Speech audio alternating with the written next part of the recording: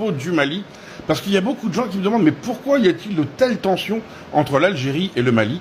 Et je vais vous expliquer. Comme vous le savez, le Mali, quand il était plus ou moins sous la coupe de la France, jusqu'à il n'y a pas très très longtemps, faut pas se mentir, eh bien le Mali était parmi les pays les plus pauvres, alors que son sous-sol regorgeait de gaz et de pétrole.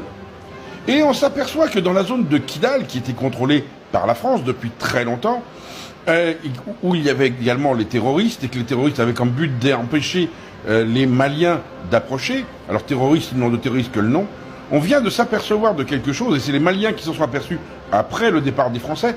Donc on va être très clair, la France joue un rôle majeur dedans. Eh bien on s'aperçoit que les puits de pétrole, des puits de pétrole ont été creusés, des gisements de gaz ont été exploités par l'Algérie avec des pipelines et des gazoducs allant de la région de Kidal vers l'Algérie, où ils se reliaient au réseau algérien pour alimenter leurs clients avec du pétrole qui ne leur appartenait pas. Oui, la France est complice, mais c'est bien l'Algérie qui l'a fait. Et pourquoi l'Algérie, quand les Français ont dit on s'en va, ils ont tout de suite fait monter la sauce terroriste pour éviter que le Mali s'aperçoive que depuis probablement des décennies, le gaz algérien et le pétrole algérien étaient maliens. Forcément, les Maliens l'ont mal pris. Et ils en veulent à Paris, et ils ont raison. Mais ils en veulent surtout à Alger. Alger, ce pays qui se dit indépendant, a profité que la France lui a offert de voler le Mali. Alors quand l'Algérie parle d'Union africaine, faites-nous confiance, où est la confiance? D'ailleurs, pourquoi l'Algérie veut que le Polisario prenne dans le Sahara, prenne le Sahara marocain? Pour les mêmes raisons. Pourquoi l'Algérie finance les terroristes maliens? Pour reprendre le pétrole. La raison, elle est là. L'Algérie vole depuis 1962 le pétrole et le gaz malien. Alors, les Maliens sont tout à fait conscients qu'il n'y aura jamais un paiement de la part de l'Algérie. Par contre, maintenant, l'Algérie, les vannes sont coupées. Et d'après certains experts, alors ce sont des experts, moi je ne suis pas spécialiste, la capacité de production pétrolière et gazière de l'Algérie vient de chuter de 76%. Et ce serait une des raisons pour lesquelles les BRICS ont dit « Stop, on ne veut pas de vous. Vos richesses ne sont pas les vôtres, ce sont celles du Mali. » Et comment ils le savaient, les BRICS? Parce que Wagner était au Mali. Et que Wagner s'est aperçu de tout ça. Et où est-ce que les Russes ont tout de suite été chasser les terroristes?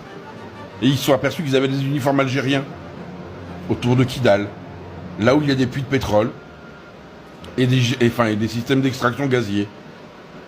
Donc vous voyez, en fait, ce pays qui se dit sauveur de la liberté, ce pays qui se dit sauveur du monde libre, est juste un petit voleur. C'est un petit pays qui se sert de son ancienne colonie pour obtenir des privilèges. C'est pour ça que l'Algérie est fâchée contre la France, puisque la France ne veut pas dire que le Polisario est légitime propriétaire du Sahara. Et la France a même été jusqu'à dire que l'autonomie du Sahara ne pouvait passer que par des lois marocaines et que le Maroc était entièrement souverain dans le Sahara. Forcément, ça leur plaît pas. N'oublions pas que presque 50% du territoire algérien a été pris à la Mauritanie, au Mali, au Maroc, à la Tunisie et à la Libye. Si en plus de ça, les pays réclament ce qui est à eux, et sincèrement, vu ce que Moscou fait en Ukraine, il y a un jour où tous ces pays diront on veut retrouver nos frontières, et ils le feront. On s'aperçoit que l'Algérie maintenant c'est un confetti. Et on comprend que les Kabyles veuillent se séparer d'eux. Déjà parce qu'ils sont maltraités par l'Algérie, Les plus hautes autorités kabyles sont en prison. Les intellectuels kabyles sont assassinés. Le général Nezzar a fait assassiner 250 000 Kabyles pendant les années de plomb, et plus de 500 000 Algériens au total, sans même parler des 375 000 Marocains qui, en 1973, ont été pourchassés par Nezzar. Voilà ce qu'est l'Algérie. Voilà quelle est la réalité de ce pays. Un pays de voleurs. Alors quand Tebboune dit qu'il a besoin que les Algériens reviennent, c'est probablement vrai. Parce qu'il est conscient que autour de lui, c'est en train de se resserrer. Que les frontières sont en train de se faire. Et que l'air de rien, l'alliance des pays du Sahel, qui sont tous soutenus par Moscou et Pékin, et du Maroc, qui est une alliance illogique, puisque le Maroc est plutôt soutenu par les États-Unis, ça montre à quel point plus personne ne fait confiance à l'Algérie. Et c'est une véritable tragédie pour le peuple algérien. Que va devenir l'Algérie avec 80% de gaz en moins, à 76%, 80% de pétrole en moins? Comment vont vivre les Algériens? Que reste-t-il aux Algériens pour payer leurs dettes? Rien. 2024 s'annonce très difficile pour l'Algérie, et je suis curieux de voir comment le gouvernement algérien et le peuple algérien vont réagir.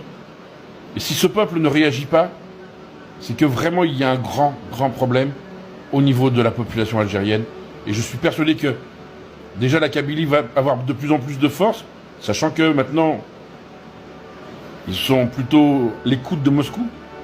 Et ça s'appelait pas non plus Alger, hein, on est bien d'accord. Mais ça va pas être facile pour l'Algérie d'expliquer comment, depuis 1962, ils volent les ressources du Mali. Sur ce, soyez heureux, rendez heureux, réfléchissez un peu.